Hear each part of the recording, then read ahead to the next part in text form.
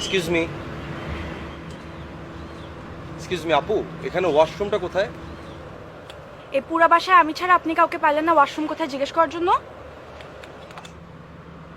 Actually কাউকে পাই নাই, আপনি কি দেখলাম এই কারণে আপনাকে কাজ করলাম।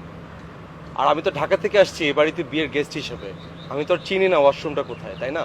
তা আপনাকে দেখে মনে হলো এখানে ওয়াশরুমটা কোথায় আপনি খুব ভালো করেই বলতে পারবেন, এই কারণেই আপনাকে কাজ করলাম। আর আপনারা কি ওয়াশরুমে যান না? চেনার তো কথাই।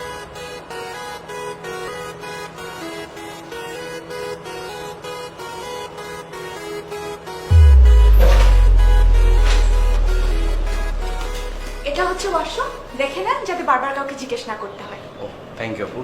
আপনি কি মাইন্ড করছেন আপনাকে ওয়াশরুম কোথায় জিজ্ঞেস করার জন্য? জি না ভাইয়া, আমি একদম মাইন্ড করিনি। না, মাইন্ড করাটা আসলে উচিত না, বিকজ আমি তো এই হাউসে নতুন, আমি তো কখনো এটা ইউজ করি না, দ্যাটস আমি জানি না, এই জন্য আমি আপনাকে কাজ করছি। না ভাইয়া, আমি একদম মাইন্ড করিনি। না, আপনি মাইন্ড করেন না সেটা আমি বুঝতে পারছি, কিন্তু আপনি যদি মাইন্ড করতেন না আমি আসলে মাইন্ড করতাম আপনার উপর, যে কেন আপনার মাইন্ডটা করছেন। না ভাইয়া, মাইন্ড করিনি। থ্যাংক ইউ সো মাচ আপু। Thank you.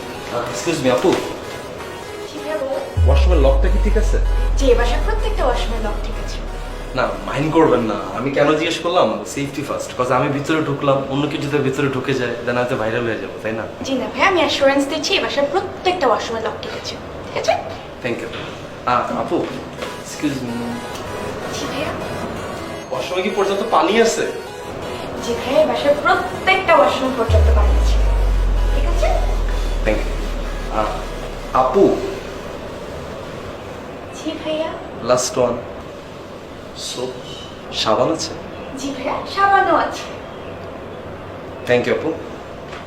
আপনি ওয়াশরুমে যাবেন না? না, কথা বলতে বলতে চলে গেছে।